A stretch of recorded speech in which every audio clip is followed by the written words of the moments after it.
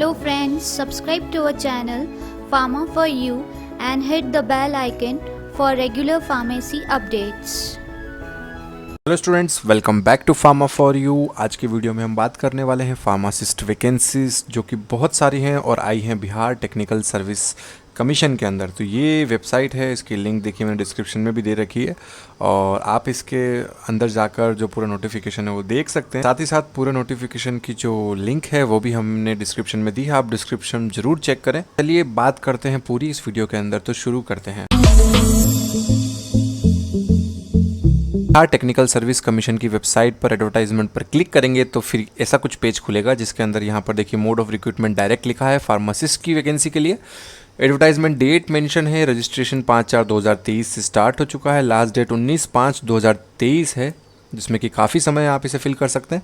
User instructions आप देख सकते हैं, एडवर्टाइजमेंट पूरा देख सकते हैं और अप्लाई भी यहीं से कर सकते हैं। इसकी लिंक डिस्क्रिप्शन में दी है जिससे कि आप आसानी से उस पर क्लिक कर ये पेज डायरेक्टली खोल सकते हैं। जो पूरा डिस्क्रिप्शन है, पूरा एडवर्टाइजमेंट है वो आपके सामने है, देख सकते हैं। बिहार सरकार का, बिहार तकनीकी सेवा आयोग का है ये नोटिफिकेशन और फार्मासिस्ट के पद पर नियमित नियुक्ति दे रहे हैं। ये जो वेबसाइट है वो देखिए btsc.bis.nic.in है जिसकी लिंक डिस्क्रिप्शन में भी दी है।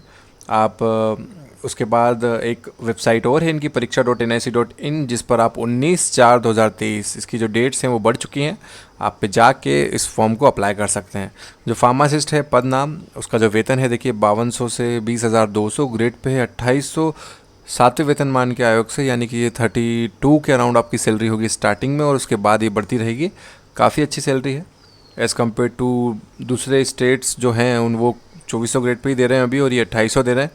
शैक्षणिक योग्यता में आप देखिए 10+2 आपके पास होना चाहिए विज्ञान के अंदर। किसी सरकारी द्वारा मान्यता प्राप्त संस्था से आप डिप्लोमा इन फार्मेसी किया हो और उसके बाद आपके पास जो सर्टिफिकेट है वो हो। साथ ही अभ्यर्थी को बिहार फार्मेसी काउंसिल में रजिस्ट्रेशन होना आवश्यक है। तो आप डिप्लोमा भी किए हो या डिग्री किए हो तो भी आप इसको फिल कर सकते हो। स्वास्थ्य विभाग बिहार पटना के अंदर देखिए वैकेंसी है और इस पे जो यहाँ पे क्लासिफिकेशन है वो दिया हुआ है। अनारक्षित कितना है, EWS कितना है, ST SC और OBC कुल मिला के 1539 या 1539 पोस्ट है कि काफ़ी हैं। आप अप्लाई कर सकते हैं, बहुत सारी वैकेंसीज़ हैं। जिस तरह से राजस्थान के अंदर 2800 के अराउंड वैकेंसीज़ हैं, यहाँ पर 1500 के आसपास वैकेंसीज़ हैं। उसके बाद आयु सीमा में आप देख सकते हैं अनारक्षित के लिए 37 है, अनारक्षित महिला के लिए 40 है, अन्य पिछड़ा वर्ग और पिछड़ा वर्ग के लिए 40 है और ST और SC के लिए 42 ईयर्स है। चयन की प्रक्रिया देख सकते हैं आप, यहाँ पर मेंशन है कि इंटरमीडिएट 10+2 में प्राप्त अंक कितने हैं आपके, उसके हिसाब से 30 अंक दिए जाएंगे।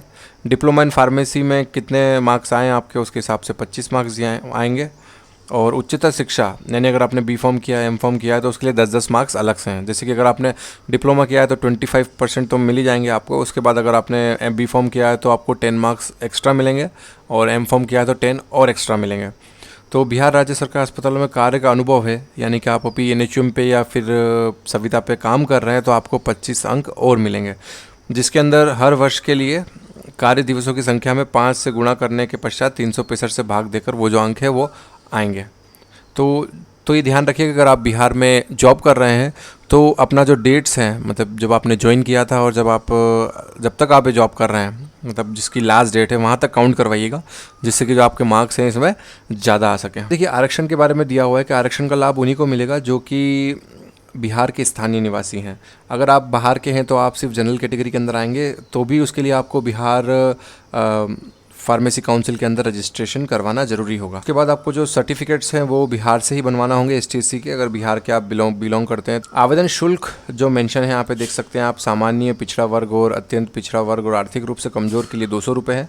अनुसूचित जाति, अनुसूचित जनजाति, बिहार राज्य के स्थायी निवासी के लिए 50 रुपये है और आरक्षित और अनारक्षित वर्ग की महिला उम्मीदवार के लिए 50 है और राज्य के बाहर के उम्मीदवार चाहे वे किसी भी वर्ग के हैं तो उनके लिए 200 रुपये हैं। अब कुछ महत्वपूर्ण दिशा निर्देश दिए हुए हैं यहाँ पर आप देख सकते हैं। जब आप ऑनलाइन आवेदन पत्र भरेंगे तो उसके अंदर जो शैक्षणिक योग्यता आप डालेंगे, जैसे आपने B.Pharm डाला है, डिप्लोमा डाला है, तो उसकी जो प्रमाण पत्र की प्रति है वो आपको ज़रूर उसके अंदर अपलोड करनी है।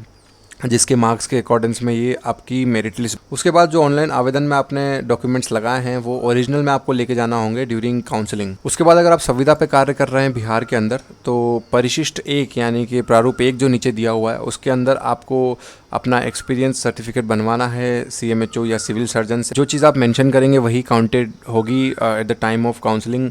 अगर आपने जैसे आप M.Pharm का भूल जाते हैं लगाना तो उसके मार्क्स आपको नहीं मिलेंगे। आप बाद में क्लेम नहीं कर सकते हैं कि भैया मैं M.Pharm स्टूडेंट हूँ।